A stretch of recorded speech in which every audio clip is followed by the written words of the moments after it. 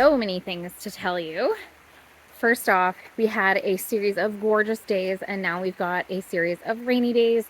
And I love working in the greenhouse when it is raining. It is beautiful. As you can see, my sweet peas are coming up so nicely. These ones surprised me. I thought they got nibbled, but these are the blue ones. I didn't realize they were container ones, but you know what? Whatever, we're gonna go with it. They're pretty cool and spiky.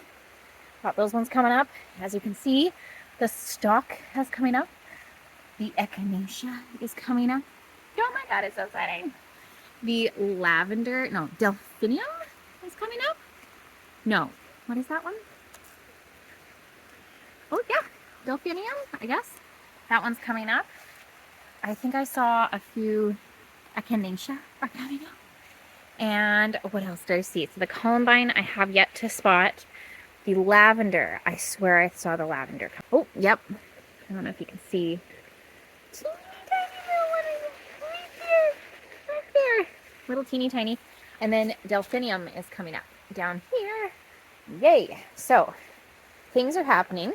Today's plan is to attack the dandelions with full force. Megan and I got together the other day and we just, I don't know if you could tell the difference. We basically did this back half of weeds. We've got stuff in the wheelbarrow, stuff on a tarp back there that we just took a beating to. Wanted to show you, look at the nigella. The nigella is growing so strong, so happy, and there's some sweet peas crawling up them too, which is kind of funny. And there is more coming up there where I put the compost. And if we were to go, not this one, but the next one, we have cornflowers coming up. Oop, don't step on them because they're all here.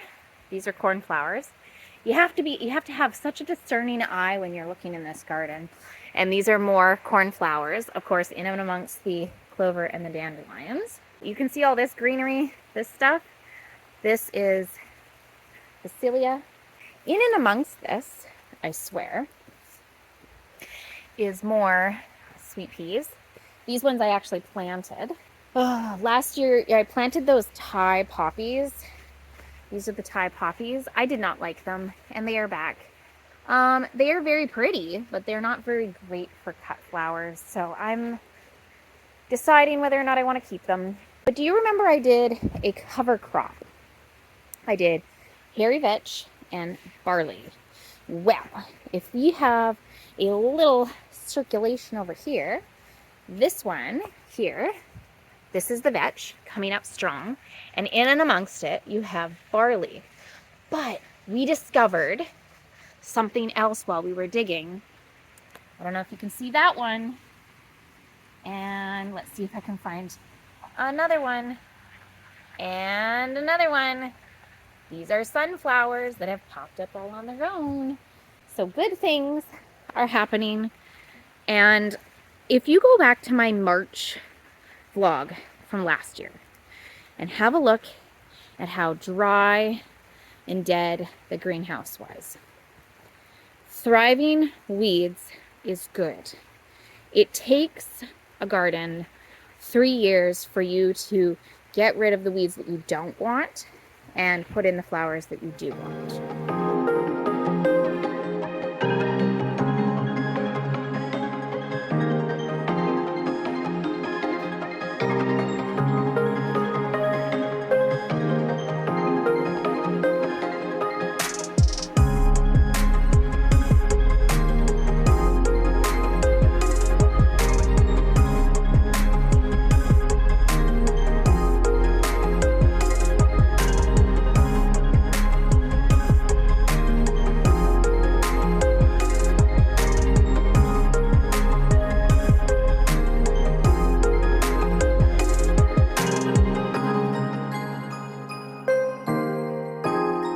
Finished a massive job, which was basically clearing the sweet pea patch and planting all of the seedlings. So we've got a saltwater taffy, we've got the royal mix, or Old Spice mix rather, and then I made a mistake. These are our container ones, so I put them all in one area. It's blue, so that's cool. And then a high scent one. So I basically did this whole entire bed. Now it's not perfect. I've got Phacelia here just going nuts, so I pulled a bunch of that out. Like just trying to clear it a little bit so that the sweet peas can breathe. And I did the one over there as well. So just letting these sweet peas get a chance to get their legs up and going, and then we'll start stringing up the strings and letting them just go wild. We've got this awesome setup. So you basically can only see like 2 shelves right now. Actually 3, you can see the one back there. These are the pepper plants. I have already topped them. I've pinched the tops. There's a lot of controversy and differing opinions about whether or not you pinch the tops.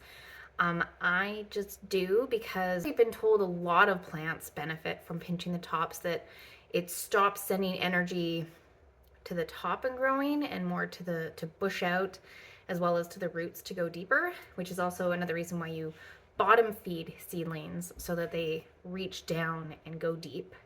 So that's something that we're going to have to figure out with our irrigation in the greenhouse, because that's all top watering and it's drip. So we want those roots to go deep. So we're going to have to figure out something to do with that. On the bottom here, you can see we've got kind of a hodgepodge of things. We've got some sage and some dahlias coming up.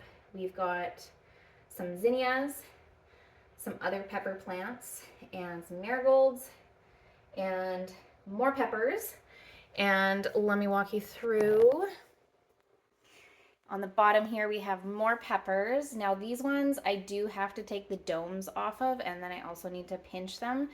They are going to be going in the greenhouse very soon anyway, so we're going to have to start hardening them off. Hardening them is like you're sort of prepping them for going into the outdoors, because right now they've got like a fake light and they've got fake wind and the watering. So what they're going to have to get used to going outside is the sun is a lot stronger than these lights. And a lot of people make the mistake of putting out their seedlings, bang, no hardening off, right in the soil, and they tend to just die because the sun's rays are just so powerful. So what you do is you sort of like introduce them slowly, and they harden their leaves to the sun's rays. And it's especially important for the greenhouse because the greenhouse gets so hot. Like today outside was maybe 20, inside the greenhouse 40. Now I did forget to put up the rollers, but with the rollers up, it'll still be like 27 degrees. So we don't want to shock them from this temperature to that temperature. We're going to introduce them slowly. So maybe the first day we put them out for 2 hours, and then 4 hours, and then 8 hours, and then we put them out for the whole day. And they get used to the wind, even though we've been simulating it with a fan, but they also get used to the sun's rays.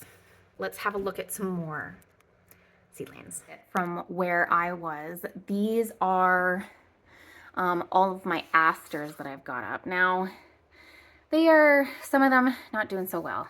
King Red, not really, but the King Apple is coming up. The Valkyrie is coming up.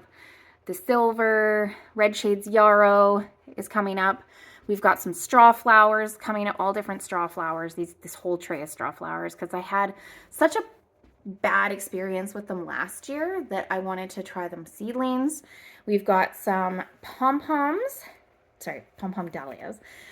We also have some zinnias. We have some more dahlias, and we've got little baby basil coming up. I've got 4 different kinds: holy basil, sweet basil, dolce fresca, and Thai tower. So the idea is that we're going to be using those for a lot of filler. And lastly, let's take a look at our tomato patch. It's a little crazy right now. You can kind of see them getting pretty leggy and reaching. So we've got like all different types.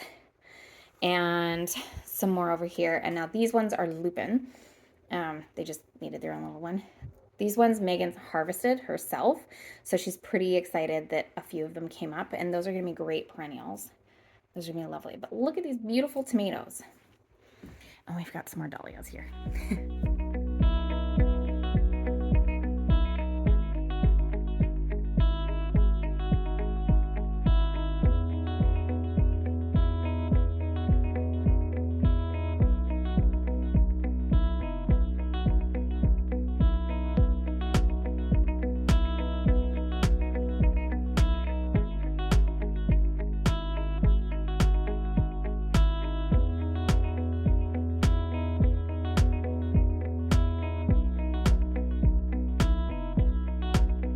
This summer is going to be especially busy for a number of reasons. It is also going to be challenging. It is going to be something that not a lot of people will experience, and that has not a lot to do with the flowers and more to do with something else. I don't know if you can see this. We have baby number 3 on the way, and they're due in August. You can't really plan when babies happen, so surprise. So that's an exciting thing to happen. Right now, I'm going to be cutting down this parsley that has gotten out of hand. I'm gonna give it a little bit of a haircut. This might be a better angle to show you guys. Hey, there you go.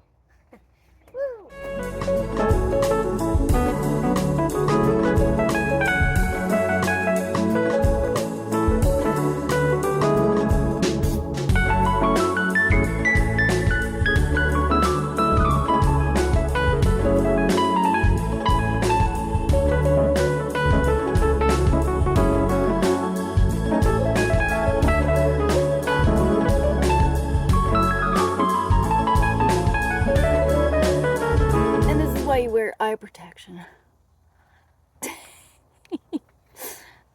Look at that.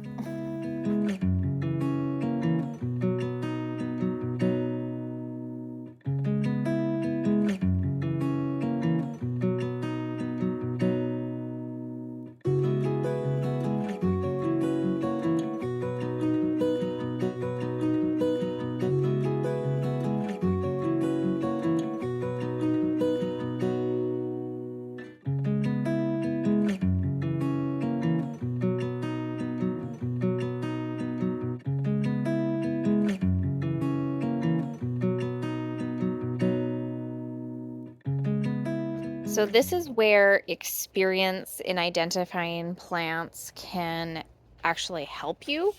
Some people would look at this plot and say, oh my goodness, look at all the weeds. Yes, there are some weeds. You can see there's a lovely little dandelion puff there and some dandelions there. However, we also have clover, which has been holding in all the moisture, as well as dead nettle, which is like, kind of just doesn't do much. It's just there, right? We've got the pansies and the lissum just going absolutely nuts, which, by the way, they are gorgeous. Like, look at that. Oh my God. Okay.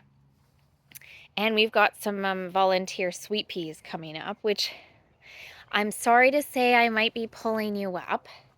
But this is one of the patches that we are planting the peppers in. And if you remember my vlog from last year, I planted a cover crop around the peppers so that they would be protected from weeds.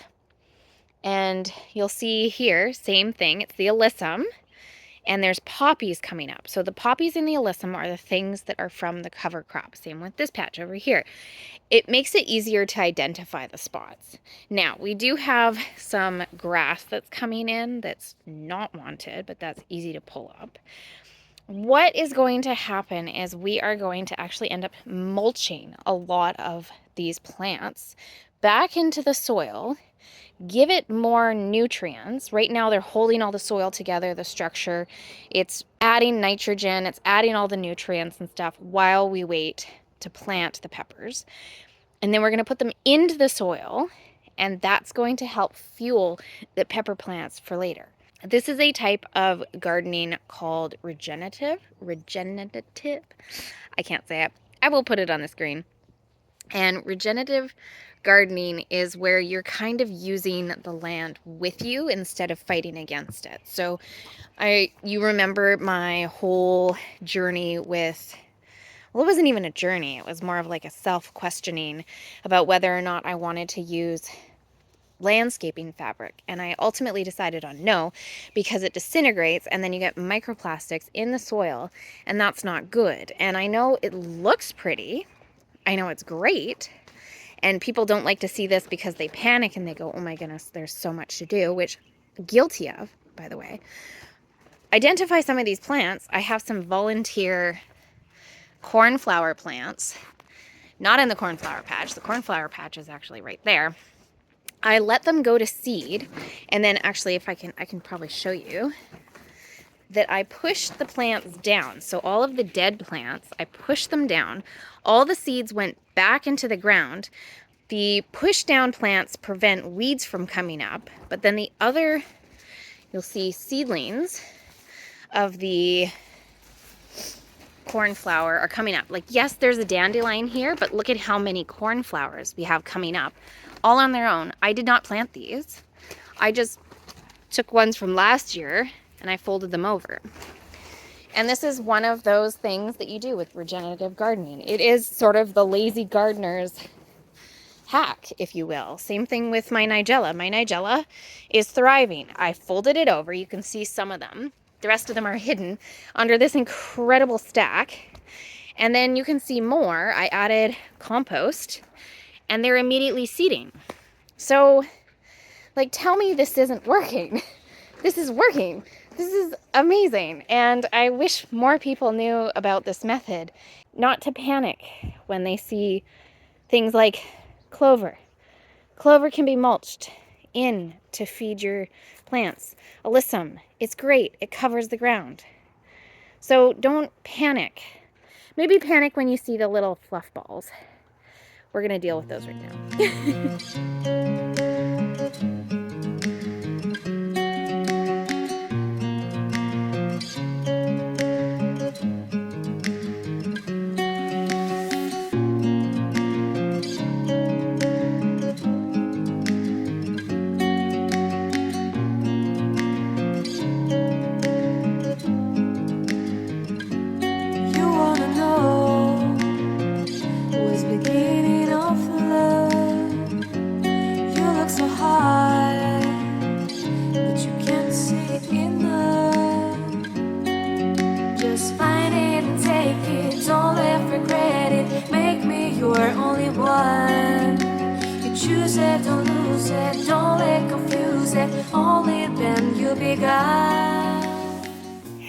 Taking a wee break from mowing the lawn to give you a little bit of a here garden update. For those of you who are new here, this is my own personal garden. So I've got the greenhouses, which is more commercial, and then this is my personal garden. It is looking rather overgrown, and as I've mentioned in my previous clips, we are expecting in August, which means that I'm going to tailor the types of vegetables that I'm going to be growing this year. So because I'm doing August, I will be growing probably peas. That's why we've got the trellis already set up. And I'm going to be growing squash that will be late fall. So basically anything that's going to be ripe in August, I'm going to try and avoid. Now, I've been mowing and it looks so much better. Like, look how long it got. This is the end of April. It is so long already. And yes, a million dandelions. That's just the way it is. But check this out. Last year I planted a parsley plant and I let it seed itself. It was the same thing I did in the greenhouse. Folded over the stalks, let them seed itself, and it's coming back. It's gorgeous. My sage is looking wonderful. And then, like, the biggest surprise was my mint returned. This is a licorice mint, so it's kind of like funky, different flavor. It's been incredible to have. And I started, now last year this was my chamomile and dill patch. I think this year I'm going to do all dill here. I've already planted some chamomile. Hopefully it comes up. And I don't know if you can see in there, I decided to plant a bunch of cornflowers because I thought, you know what, if I'm going to be out of commission for the summer, it'd be nice to come out here and enjoy some flowers. So we're going to do some cornflowers in here, and I love them. And then in this box, this was the borage box. Borage is wonderful. It brings in all the pollinators. I have already planted some. Now, you can see some weeds, but I'm pretty certain this is borage coming up. And I'm going to figure out which ones are borage, let them establish, and then take out all of the extra weeds. But for now, we are going to mow the rest of this just to keep it under wraps. And then the other thing is, on our long to-do list. We've had several winters where it's been a heavy snow and our netting has completely fallen apart. So basically the only netting right now is this shade cloth, and I have bought new netting. I just need to put it up. It's just one of those things where we just have to do it. Et voila. And something exciting. I thought the goats had totally destroyed my son's tree of life. And here it is, working so hard to come back. Oh, this is a Japanese maple. They're apparently really, really fussy, and I'm really, really glad to see it. Well, what a great way to close out the month. Everything, all the poppies are in bloom. I have picked my first wildflower bouquet. I have the first cornflower, the first sweet peas. I have a Thai poppy in there, the little pink one. Some alyssum, some parsley, and some phacelia. And these are typically, a lot of them, not ones that you would put in a bouquet, like the alyssum or the Thai poppy.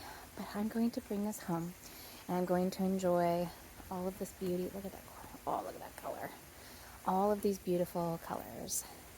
And we'll see you again next month when all the flowers just go crazy. See you soon.